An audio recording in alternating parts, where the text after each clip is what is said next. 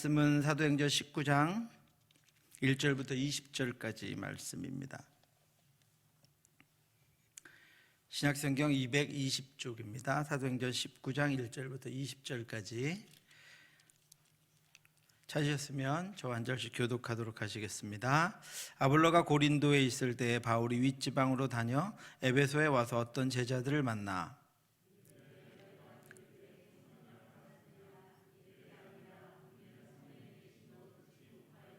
바울이 이르되 그러면 너희가 무슨 세례를 받았느냐? 대답하되 요한의 세례니라.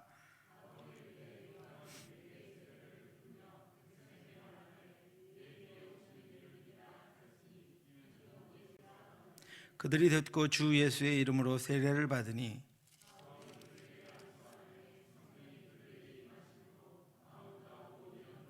모두 12사람쯤 되니라.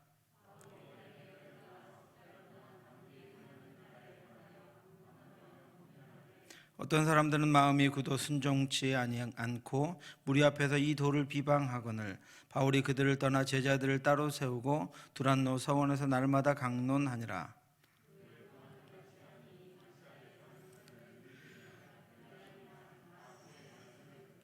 하나님이 바울의 손으로 놀라운 능력을 행하게 하시니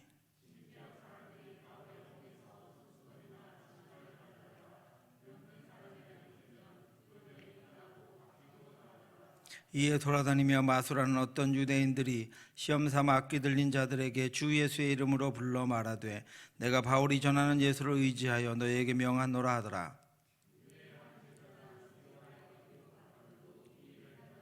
악기가 대답하여 이르되 내가 예수도 알고 바울도 알거니와 너희는 누구냐 하며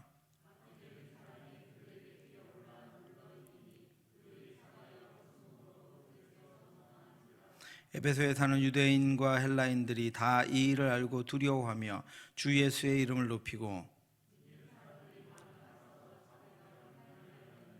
또 마술을 행하던 많은 사람이 그 책을 모아가지고 와서 모든 사람 앞에서 불사르니 그 책값을 계산한즉 은 5만이나 되더라.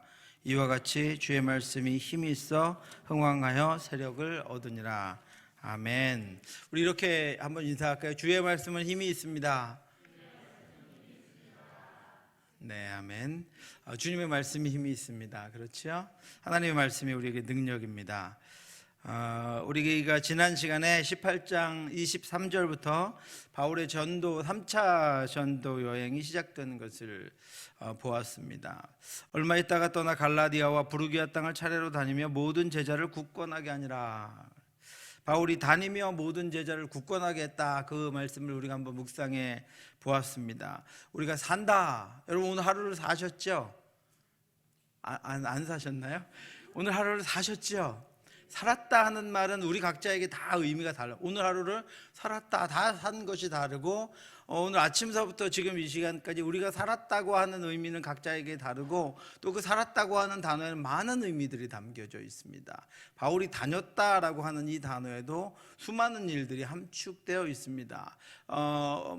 그가 실토하지 않았다면 우리가 바울이 이 다녔다라고 하는 말에 대해서 얼마나 대우를 받고 다녔을까. 가는 곳마다 열광적인 사람들, 오늘 본문에 나타난 것처럼 기적을 행하고 이적을 베풀고 그러니까 가는 곳마다 신처럼 대우를 받았겠다, 와 좋았겠다 이렇게 생각할 수 있지만 바울은 그렇게 다니지 않았습니다. 그의 다녔다라고 하는 이 말은 많은 것을 내포하고 있는데 지난번에 고린도서 11장 23절 하반절부터 27절에 그가 다녔다고 하는 것이 어떤 의미인지를 우리 한번 살펴보았습니다. 내가 수고를 넘치도록 하고 옥에 갇히기도 더 많이 하고 매도 수없이 맞고 여러 번 죽을 뻔하였으니 유대인에게 40에 하나가 만매를 5번 맞았으며 제가 이 매 맞는 거를 사우디아라비아에서 광장에 신문 광고를 해요. 신문 광고를 손 자를 사람, 도둑질하다가 잡혀서 손 자르는 사람, 매를 때리는 사람, 매 맞는 사람들에 대해서 광고를 내면 그날 광장 우리나라면 운동장이죠. 잠실운동장 같은 운동장에 가서 구경합니다. 가운데에다 단을 만들어서 구경하러 갔었거든요. 근데 이 태장이 한 대 때리는 태장이요. 그냥 우리 이렇게 뭐죠? 뭐로 맞는 그런 정도가 아니라 한 번 맞으면 날아갈 정도로 까무러칠 정도로 맞는데 40에 하나 감한 매를 맞았다라고 하는 것은 거의 40대를 때리면 이상을 맞으면 거의 죽더라 하는 평균에 의해서 그러면 40대 이하로만 때리도록 되어 있기 때문에 35대를 때리는 것입니다. 그런 매를 5번 맞았답니다. 3번 태장으로 맞고 1번 돌로 맞고 3번 파선하고 일주야를 깊은 바다에서 지냈으며 여러 번 여행하면서 강의 위험과 강도의 위험과 동족의 위험과 이방인의 위험과 시내의 위험과 광야의 위험과 바다의 위험과 거짓 형제들의 위험을 당하고 또 수고하고 애쓰고 여러 번 자지 못하고 줄이고 목마르고 여러 번 굶고 춥고 헐벗었노라. 이것이 바울이 다녔다, 내가 복음 전하기 위해서 다녔다라고 하는 단어에 내포되어 있는 의미입니다. 그의 선교여행, 그의 복음 전도의 길에는 이런 여러 가지 사연이 담겨 있습니다. 그리고 그것은 모든 제자를 굳건하게 하기 위함이었다라고 합니다. 바울은 하나님의 자기의 이익을 위해서가 아니라 자기의 공명심을 위해서가 아니라 하나님의 예수 그리스도가 자기에게 부탁하신 것이 있기 때문에 이 수많은 이 다니는 것을 그가 마다하지 않고 그 다님을 통해서 제자들을 굳건하게 하고 복음을 증거하면서 이 다니는 길을 쉬지 않고 멈추지 않았다라고 하는 것입니다. 주님이 우리에게 부탁하신 것이 무엇입니까? 그러므로 너희는 가라 그러셨죠. 너희는 가서 모든 민족을 제자로 삼아 아버지와 아들과 성령의 이름으로 세례를 베풀고 내가 너희에게 분부한 모든 것을 가르쳐 지키게 하라. 볼지어다 내가 세상 끝날까지 너희와 항상 함께 있으리라 하시니라. 아멘. 가만히 있으라고 하지 않으셨어요. 가라고 하셨습니다. 세례를 베풀라고 하셨습니다. 제자를 삼으라고 하셨습니다. 분부한 것을 가르쳐 지키게 하라고 하셨습니다. 그러므로 우리도 바울과 같이 다녀야 합니다. 끊임없이 복음을 위해서. 우리가 예수 그리스도의 말씀을 따라가는 자들이라면 이 다니는 길을 통해서 주님께서 우리에게 분부하신 것들을 이룰 수 있으리라 믿습니다. 바울은 이 말씀을 따라 복음을 들고 다녔고 그 길에서 제자들을 굳건하게 세울 수 있었습니다. 여기서 굳건하게 했다, 제자들을 굳건하게 했다라고 하는 의미는 3가지 의미를 가지고 있습니다. 첫 번째는 어떤 사람들을 더 강하게 하고 확고하게 세운다라고 하는 것입니다. 좀 연약하고 흔들리는 이들을 더 강하게 세우는 것입니다. 또 한 가지 의미는 고난에 직면한 사람들의 마음을 강하게 한다라고 하는 것입니다. 고난이 넘어뜨리고 고난 때문에 어려워하는 이들을 고난 가운데서도 더 강하게 세우는 일을 하는 것이 굳건하게 했다라는 의미입니다. 또 한 가지는 교회를 튼튼하게 했다라는 의미를 가지고 있습니다. 어떤 사람을 더 강하게, 지금보다 어제보다 더 강하게 세우는 일, 또 고난과 환난 가운데 있는 이들을 든든하게 세우는 일, 교회를 굳건하게 세우는 일, 이것이 굳건하게 했다라고 하는 단어의 의미입니다. 바울은 자신 스스로는 이 다니면서 수많은 어려움을 당했음에도 불구하고 그는 다닐 때마다 성도들을 더 강하고 확고한 믿음 가운데 세웠습니다. 또 고난에 직면한 제자들의 마음이 고난을 이기게 하기 위해서 말씀으로 그들을 더 강하게 했습니다. 그리고 예수님이 친히 모퉁이돌 되신 교회, 자신이 1차 전도여행과 2차 전도여행을 통해서 세웠던 교회들을 더 든든하게 세우는 일을 했습니다. 그래서 바울은 쉴 새 없이 바빴고 분주했고 쉴 새 없이 성령으로 뜨거웠고, 누구를 세우려면 여러분 자신이 뜨거워야 되지 않겠습니까? 누구를 견고하게 하려면 자신이 믿음 안에 견고해야 되지 않겠습니까? 그래서 그는 쉴 새 없이 바빴을 뿐 아니라 성령으로 뜨겁게 성령 충만한 삶을 살았고, 또 그 모든 일들을 자신의 힘으로 하지 않고 하나님께서 하심을 자신이 경험하기 위해서 늘 기도했습니다. 우리는 바울의 다님을 통해서 우리의 다님을 생각해 볼 수 있습니다. 여러분 오늘 어떻게 다니셨습니까? 오늘 아침부터 분주하게 다니는 우리의 발걸음이 이루어 놓은 것들은 무엇입니까? 이제 저와 여러분들의 이 다님을 통해서도 연약한 성도들이 더 강하고 확고하게 세워지기를 원합니다. 고난에 직면한 이들이 여러분들이 수없이 다니면서 세우는 그 세움을 통해서 고난을 이기는 강한 믿음을 갖도록 말씀으로 여러분들이 권면해 주시고 그 말씀을 듣고 그들이 설 수 있기를 바랍니다. 또 주님이 세우신 교회가 더 견고하게 세워지고 부흥하고 성장할 수 있기를 바랍니다. 아멘이시죠? 네, 여러분들의 담임을 통해서 이 담임이 아니고요, 여러분들이 다니시는 그 길들을 통해서요, 교회가 세워지고 성도들이 세워지고 고난에 직면한 이들이 세워지기를 원합니다. 여러분들이 다니는 곳마다 분열이 생기고 다툼이 생기고 뒷말이 생기고 이런 것이 아니라 바울과 같이 저와 여러분들의 담임을 통해서 저와 여러분들의 끊임없는 기도와 성령 충만함과 그리고 우리의 쉴 새 없이 바쁜 우리의 하루의 일상을 통해서 성도들이 세워지고 고난에 직면한 이들이 고난을 딛고 일어서고 교회가 든든히 세워지는 그런 은혜가 저와 여러분들에게 있기를, 그리고 우리 교회에도 있기를 주님의 이름으로 축원합니다. 이것이 그리스도인들의 담임입니다. 그리스도인들의 발걸음입니다. 그리스도인들의 삶입니다. 누가는 18장 24절부터 바울이 2차 전도 여행을 마치고 또 나온 에베소의 상황을 알려주고 있습니다. 알렉산드리아에서 난 아볼로라 하는 유대인이 에베소에 이르니 이 사람은 언변이 좋고 성경에 능통한 자라. 그가 일찍이 주의 도를 배워 열심히 예수에 관한 것을 자세히 말하며 가르치나 요한의 세례만 알따름이라 그랬습니다. 문명의 도시 알렉산드리아에서 온 아볼로는 유대인이었고 언변이 좋고 성경에 능통했고 예수 그리스도에 대해서 알고 있는 사람이었습니다. 그러나 그에게는 한 가지 치명적인 부족함이 있었는데 그가 요한의 세례만 알고 있었다라고 하는 것입니다. 아볼로는 지식적으로 예수 그리스도에 대해서 알고 있었고 예수 그리스도에 대해서 가르칠 수도 있었습니다. 그리고 언변도 좋았고 열심도 있었습니다. 그런데 그는 아직 성령을 체험하지 못했습니다.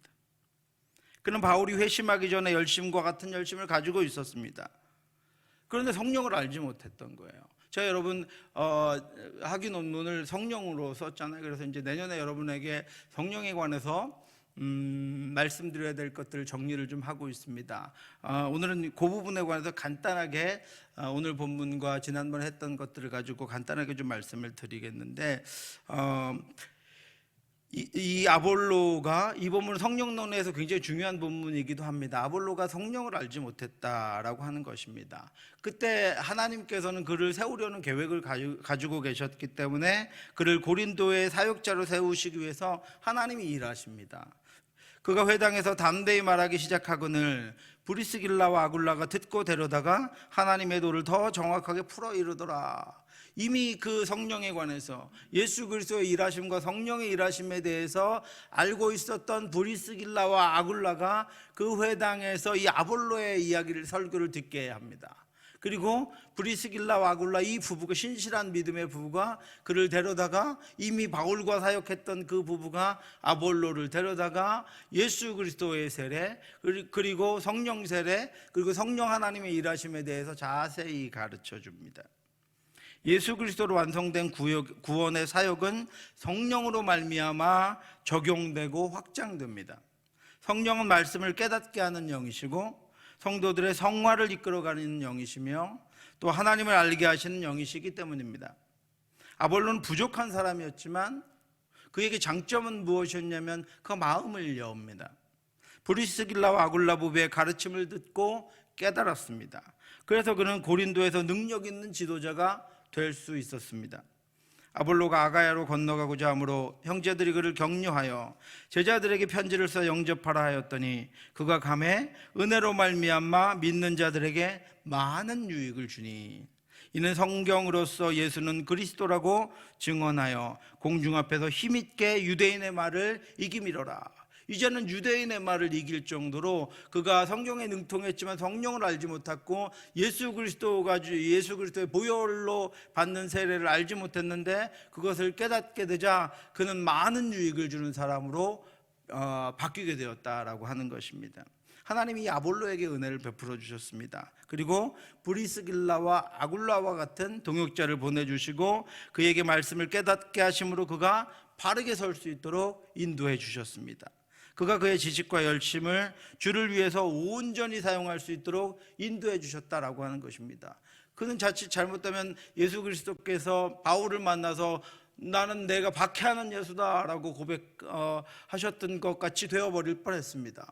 그런데 그가 좋은 믿음의 동역자, 브리스길라와 아굴라와 같은 좋은 믿음의 동역자를 곁에 둠으로 말미암아 그가 이제 그의 열심, 성경에 능통한 것, 그리고 그가 가르치기를 잘하는 그 모든 능력들을 이제 온전한 곳에 사용할 수 있도록 하나님께서 그렇게 인도해 주셨다라고 하는 것입니다. 사랑하는 성도 여러분, 우리의 지식이나 학식이나 열심이나 그 어떤 재능도 바르게 사용될 때 능력이 있고 은혜가 있고 승리가 있는 것입니다.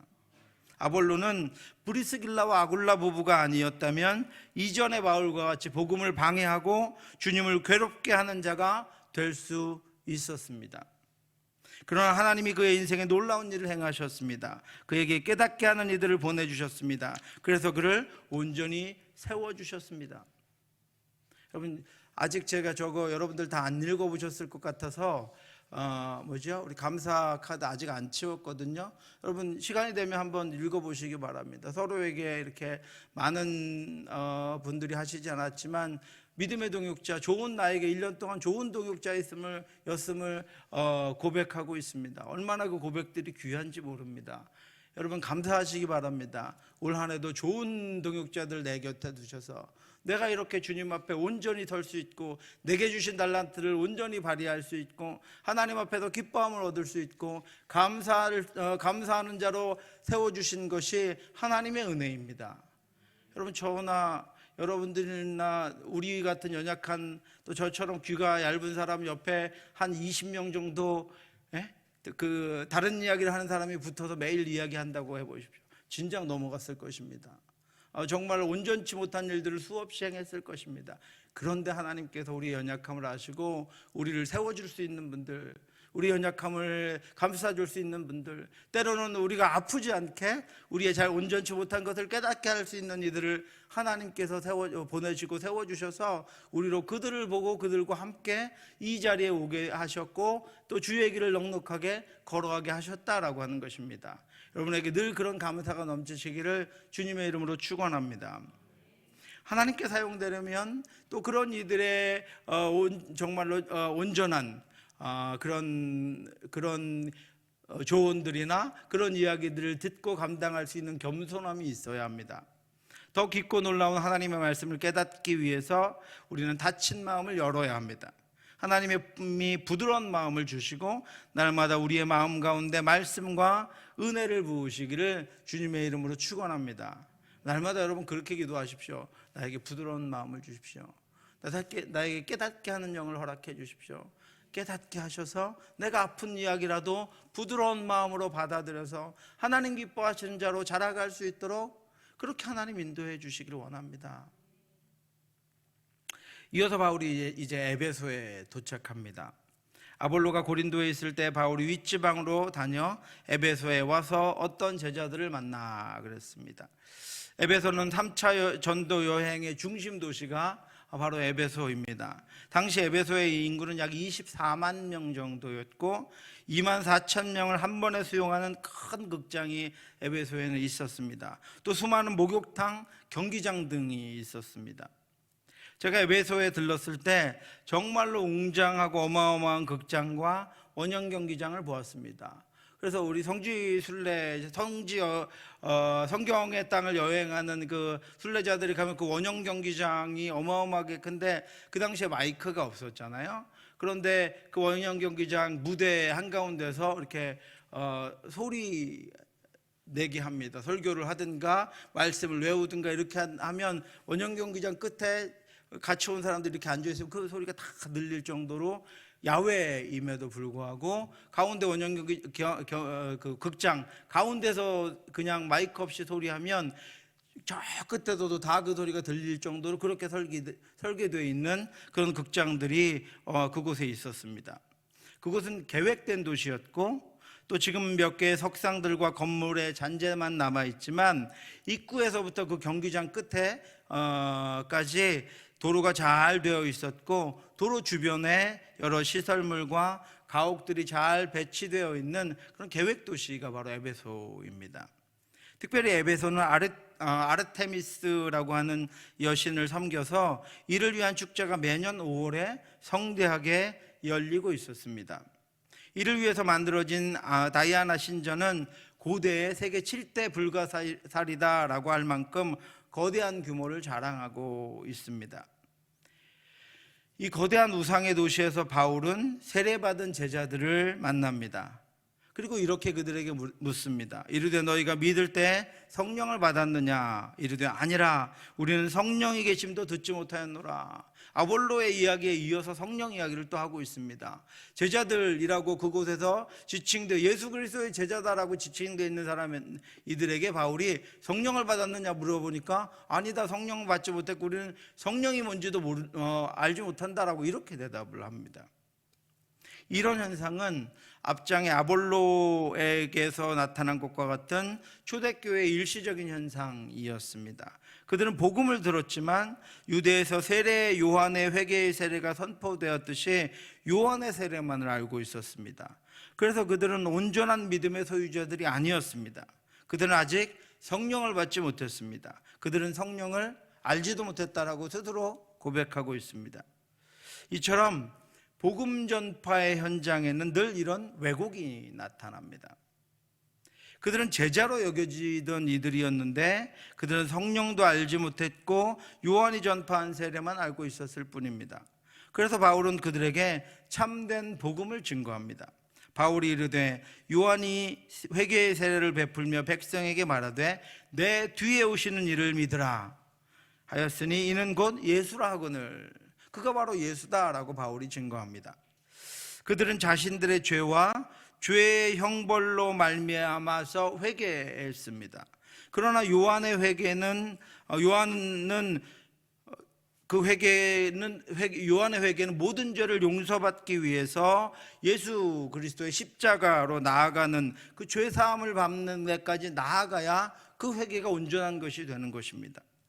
요한이 모든 사람에게 대답하여 이르되 나는 물론 너희에게 세례를 베풀거니와 나보다 능력이 많으신 이가 오시나니 나는 그의 신발끈을 풀기도 감당하지 못하겠노라. 그는 성령과 불로 너희에게 세례를 베푸실 것이요 그랬습니다. 이처럼 우리는 복음을 들고 나아갈 때 단지 복음을 전파하기 위해서만 나아가야 하는 것이 아니라 복음이 왜곡되고 변질되고 온전히 증거되지 못한 현장에 나아가서 복음을 온전히 증거해야 합니다. 바울은 예수 그리스도를 온전히 전했습니다. 그의 죄사함을 온전히 증거했습니다. 우리의 죄가 사해지는 이유를 그들에게 분명하게 알려주었습니다. 온전한 것이 전해지자 그 복음을 들은 이들이 믿고 세례를 받습니다. 그리고 그것에 성령이 임합니다. 그들이 듣고 주 예수의 이름으로 세례를 받으니 바울이 그들에게 안수하매 성령이 그들에게 임하심으로 방언도 하고 예언도 하니 모두 12사람쯤 되니라. 바울이 그들에게 세례를 베풀고 안수하자 성령이 그들에게 임하시고 하나님이 그들을 받으셨다는 그런 가시적인 증거인 방언과 예언이 그들에게 나타났습니다. 이러한 놀라운 결과로 인해서 그들은 그동안 자신들이 알던 요한의 세례는 온전치 못한 것이었고 예수 그리스도로 말미암는 세례가 온전한 것임을 깨닫게 되었습니다. 이처럼 아볼로 이야기 그리고 오늘 사도행전 19장 초반에 이 에베소의 첫 번째 이야기를 통해서 요한의 세례와 성령 세례를 나누어서 강조하면서 너희가 믿을 때 성령을 받았느냐라고 하는 그런 바울의 질문을 다시 한번 사도행전이 강조하는 이유는 복음 사역에서의 성령의 역할 때문입니다. 성령이 이 일들을 주관하고 계시고 성령의 임재를 통해서 복음이 증거되고 확장되고 그렇게 복음을 가진 이들은 성령을 통해서만 그리스도인으로 살아갈 수 있기 때문입니다. 그러므로 성령의 충만함 가운데 있느냐, 성령이 운행하시는 그 성령의 이끌림 가운데 복음을 증거하고 복음과 함께 동행하고 있느냐 아니냐 하는 것은 너무나도 중요하다라고 하는 것입니다. 여러분, 성령의 특징, 성령이 우리에게 임하셨을 때 특징을 제가 몇 가지 말씀드리겠습니다. 첫 번째는 우리가 믿음으로 성령은 우리 안에 거하시고, 그래서 예수 그리스도의 생명의 사역을 우리 안에 적용해 가십니다. 예수 그리스도가 십자가에 죽으신 이유가 무엇입니까? 우리를 살리시기 위해서입니다. 우리를 죄로 인해서 죽게 된, 그리고 죄의 사슬 가운데 죄의 종노릇을 하게 된 우리들을 자유케 하시고 예수 그리스도의 보혈로 살리셔서 이 땅에 하나님의 나라의 하나님의 자녀로 살아가게 하시기 위한 것이 예수 그리스도의 죽음입니다. 그러므로 성령 사역은 예수 그리스도의 그 십자가 사역이 우리에게 적용되어서 우리가 이제 그 예수 그리스도를 믿고 예수 그리스도를 모시고 살아갈 수 있도록 하는 것이 성령의 첫 번째 사역입니다. 예수를 죽은 자 가운데 살리신 이의 영이 너희 안에 거하시면, 그리스도 예수를 죽은 자 가운데 살리신 이가 너희 안에 거하시는 이의 영으로 말미암아 너희 죽을 몸도 살리시느니라. 그러므로 우리는 어떤 자들이에요? 죽은 자들이 아닙니다. 우리는 산 자들입니다. 우리는 새 생명을 가진 자들입니다. 하나님이 주신 새 생명, 주께서 우리에게 허락하신 그 십자가 보혈의 공로로 말미암은 생명을 살아가는 이들이다 라고 하는 것입니다. 무엇으로 말미암아요? 예수 그리스도를 죽은 자 가운데 살리신 이의 영으로 말미암아, 성령으로 말미암아 그것이 우리에게 적용되었다라고 하는 것입니다. 두 번째는 제가 몇 번 지난 주일에도 말씀드렸지만 성령은 양자의 영입니다. 성령을 통해서 우리는 하나님의 자녀가 됩니다. 양자의 영이신 성령이 우리 안에 거하여 우리로 양자의 권세와 능력과 지위를 가지고 하나님의 자녀의 삶을 살아가며 하나님을 아빠, 아버지라 부르게 하신다라고 하는 것입니다. 너희가 다시 무서워하는 종의 영을 받지 아니하고 양자의 영을 받았으므로 우리가 아빠, 아버지라고 부르짖느니라. 성령이 친히 우리의 영과 더불어 우리가 하나님의 자녀인 것을 증언하시나니. 그러므로 여러분, 우리가 하나님의 자녀된 건 여러분 증명서 하나도 없죠. 여러분 부모님의 자녀인 건 어떻게 증명하죠? 주민등록 띄워보시면 되잖아요, 그렇죠? 우리가 하나님의 자녀인 거 어떻게 증명합니까? 우리 안에 계신 양자의 영이신 성령으로 말미암아 증명되는 것입니다. 성령 하나님을, 양자의 영을 우리에게 하나님께서 부어주셔서 하나님이 친히 우리가 하나님의 자녀인 것을 증거한다라고 하는 것입니다. 우리가 머리를 흔들어도 소용없습니다. 나는 아니라고, 나는 아닐 거라고, 나는 죄가 너무 많아서, 이 땅 가운데 잘못한 게 지금 너무 많아서, 하나님 앞에 예배도 빠진 게 너무 많아서, 기도 열심히 안 해서 나는 아닐 거라고, 아직은 아닐 거라고 아무리 머리를 흔들고 거부해도 소용없습니다. 왜요? 우리 안에 계신 성령은 우리 안에 계신 성령은 양자의 영입니다. 우리가 하나님의 자녀인 것을 증거하시기 위해서 우리 안에 거하고 계시는 것입니다. 그래서 우리가 아빠, 아버지라고 하나님의 전에 나아가, 하나님 앞에 나아가 담대하게 하나님을 부를 때 하나님이 우리가 하나님의 자녀임을 알고 우리에게 응답하시고 우리에게 대답하시는 것입니다. 아니요, 우리가 머리를 흔들고 고개를 들고 돌아다녀도, 여러분 예전에 운동장에서 초등학교 1학년 들여보낼 때 여기다 요즘 애들은 손수건 안 다나요? 안 다는군요. 여기 가면 다 맨 뒤에서 있어도 우리 애 어디 있는지 뒤 보면 아시잖아요, 그죠? 우리 애가 어디 있는지 다 고개를 숙이는지 지금 잘 보고 있는지 다 알아보거든요. 딴 애들 아무리 머리 색깔이 똑같고 옷 입은 게 똑같아 보여도 알아봅니다. 하나님 우리를 알아보시는 거 왜요? 우리 안에 계신 성령 하나님 때문에 그렇습니다. 세 번째는 성령은 기도의 영입니다. 성령은 기도할 때 우리의 연약함을 아십니다.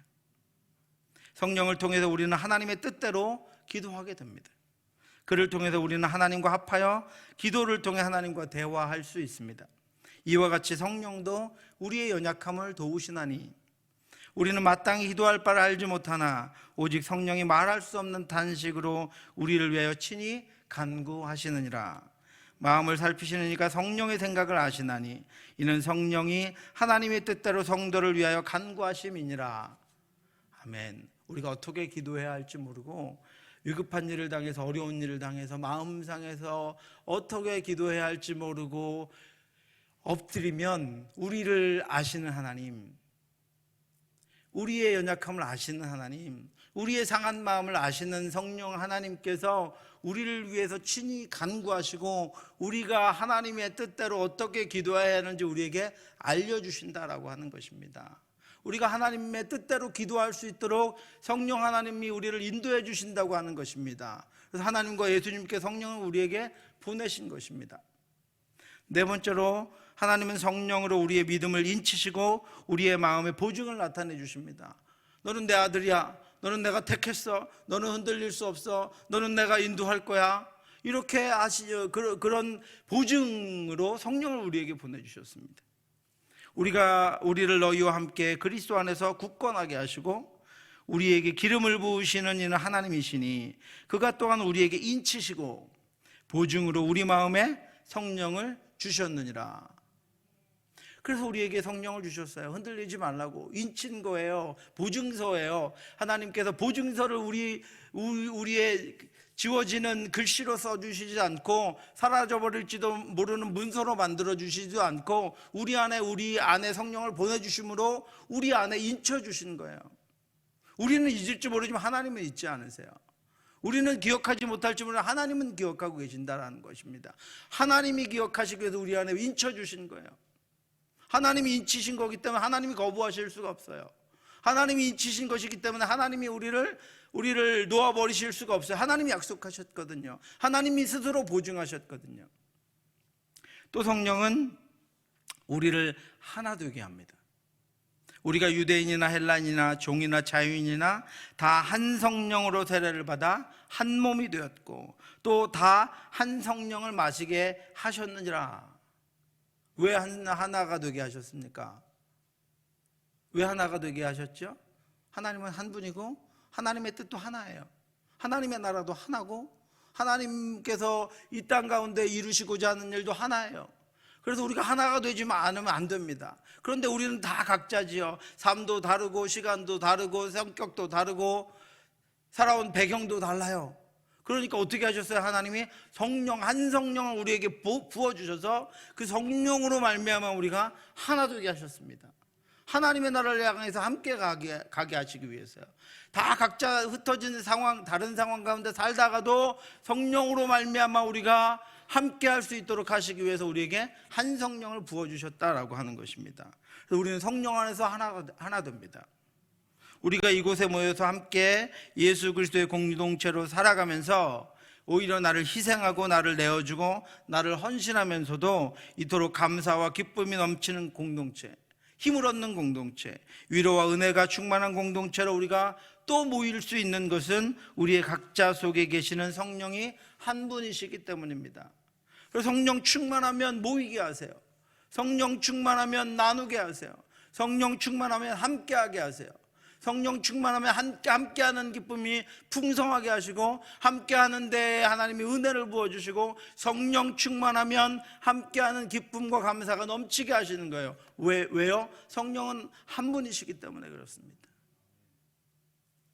여섯 번째로 우리가 아무리 무익한 자도 아무리 연약한 자도 아무리 보잘것없고 도움될 것 같지 않아 보이는 자도 아무것도 아닌 것처럼 보이는 자도 예수 그리스도의 공동체에는 모두가 다 합력하여 선을 이루는 소중하고 필요한 존재가 되는 것은 성령이 성령 안에서 우리 모두를 그리스도에게로 그리고 서로에게 유익하게 하시기 때문입니다. 너무 길게 말했죠. 여섯 번째는 성령이 우리를 다 필요한 존재로 서로에게 유익한 존재로 만들어 가신다라고 하는 것입니다. 우리 적어도 성령 하나님께서 우리를 모아주신 우리 공동체에는 불필요한 사람은 한 명도 없어요. 할 수 없는 사람은 한 명도 없습니다. 그냥 있다 가는 사람도 한 명도 없어요. 필요에 따라 필요한 시간에 필요한 일을 하시기 위해서 하나님이 보내시는 거예요. 하나님이 마음을 합쳐주시는 거예요. 그리고 서로에게 유익하게 하시는 거예요. 어떤 분은 있잖아요. 정말 아무도 돌아보지 않는 일을 합니다. 왜요? 하나님이 그 일을 하게 하기 위해서 성령을 그에게 부어주셔서 보내신 거예요. 그런데 그 일이 진행되지 않으면 아무리 보잘것없는 일이라도 그것이 되지 않고 오래 가면 온전한 공동체가 될 수 없기 때문에 하나님이 그 일들을 이루게 하시기 위해서 그를 보내셔서 그 공동체에 유익하게 하시는 거예요. 은사는 여러 가지나 성령은 같고, 직분은 여러 가지나 주는 같으며, 또 사역은 여러 가지나 모든 것을 모든 사람 가운데서 이루시는 하나님은 같으니 각 사람에게 성령을 나타내심은 유익하게 하려 하심이라. 아멘. 성령의 은혜입니다. 특별한 사람에게 성령을 나타내는 것이 아니고, 특별한 사람 가운데 하나님의 뜻을 이루시는 것이 아니고, 분명히 여러분들 고린도전서 12장 7절 말씀 다시 한번 찾아보세요. 모든 사람 가운데 이루시는 하나님, 각 사람에게 성령을 나타내시는 하나님이 각 사람에게 성령을 나타내셔서 모든 사람을 유익하게 하신다라고 하는 것입니다. 우리 모두는 우리 공동체에 꼭 필요한 사람입니다. 안 믿어주세요? 우리 옆에 분하고 한번 고백하겠습니다. 당신은 꼭 필요한 분입니다. 어디 가지 마세요. 네.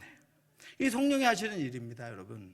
이처럼 성령은 그리스도인들의 경건과 삶, 그리고 그리스도의 공동체를 주관하시는 하나님이시기 때문에 바울은 거듭해서 지금 성령이 있는가 없는가, 이 성령을 강조하고 있는 것입니다. 성령의 존재를 확인하는 것입니다. 사랑하는 성도 여러분, 저와 여러분들에게도, 그리고 우리 구미 동부교회 성령이 충만하게 임하셔서 예수 그리스도의 장성한 분량에까지 건강하게 우리가 자라갈 수 있기를, 그리스도의 큰 군대가 될 수 있기를 주님의 이름으로 축원합니다. 성령이 하시는 일입니다. 우리 안에 내주하시는 성령의 능력이 우리의 순종과 헌신을 통해서 우리 이 땅 가운데 나타나서 바울이 증거했던 것처럼 복음의 진리가 온전하게 이 땅 가운데 나타나고, 우리가 전하는 이들마다 바른 복음, 온전한 복음 위에서는 은혜의 역사가 있기를 주님의 이름으로 축원합니다. 조선시대에는 말씀을 듣기가 어려워서, 그리고 제가 초등학교 다닐 때만 해도 지난번에 고백드렸던 대로 성경책을 하나 갖고 다니기가 너무 힘들죠. 비싸기도 하고 구하기도 어렵고, 그래서 그 기도원 성경 파란색 그거 이렇게 들고 다녔어요. 제가 대학 때까지도 그거 들고 다녔었던 것 같아요.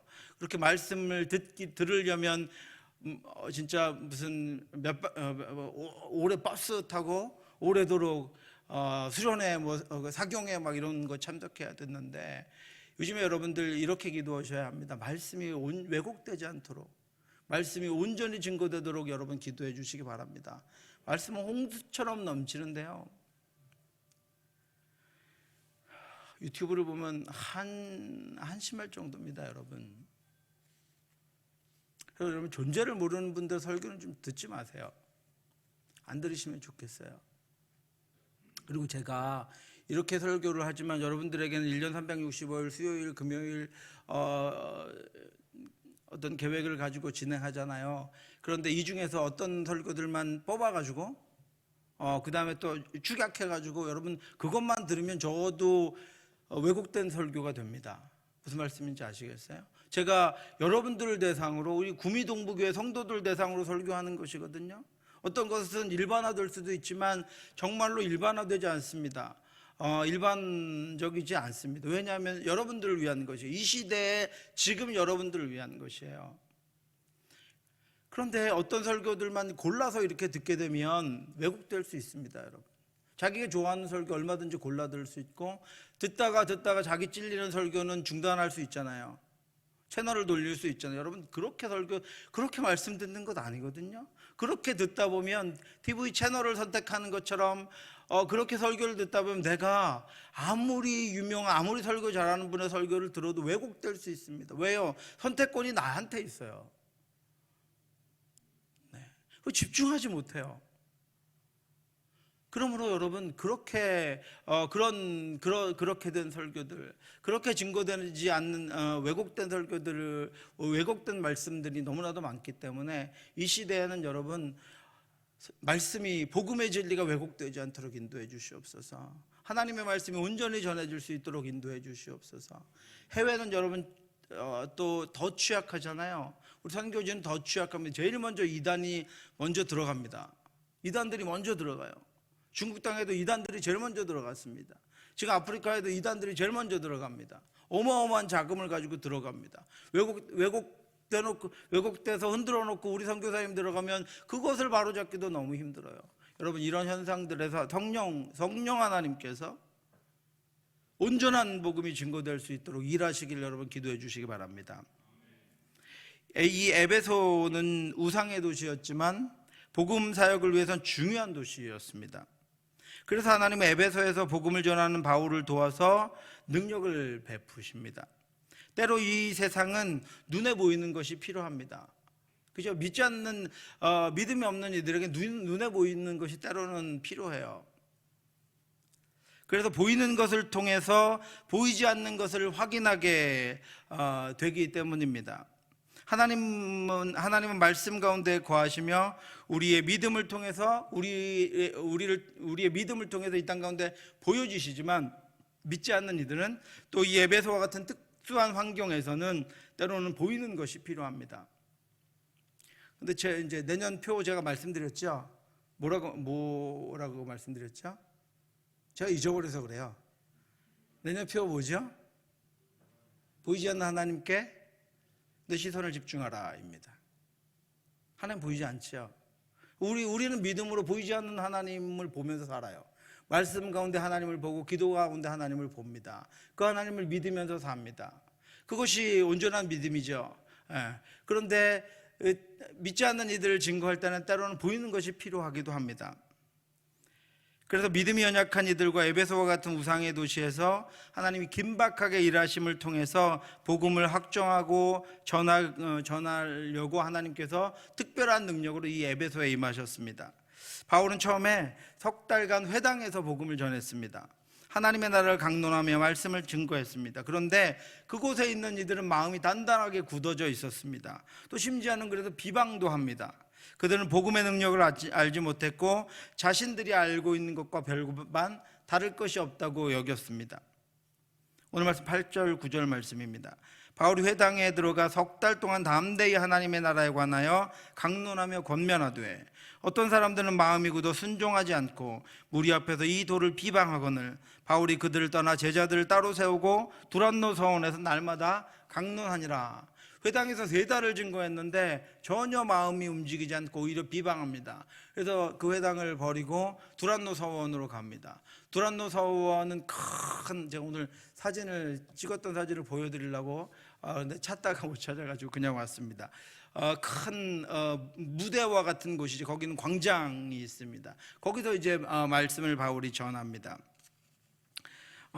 그래서 그 말씀을 거기서 증거하면서 그들을 이제는 광장에서 전하기 때문에 지나다니는 사람들이 다 복음을 들을 수가 있게 되었습니다.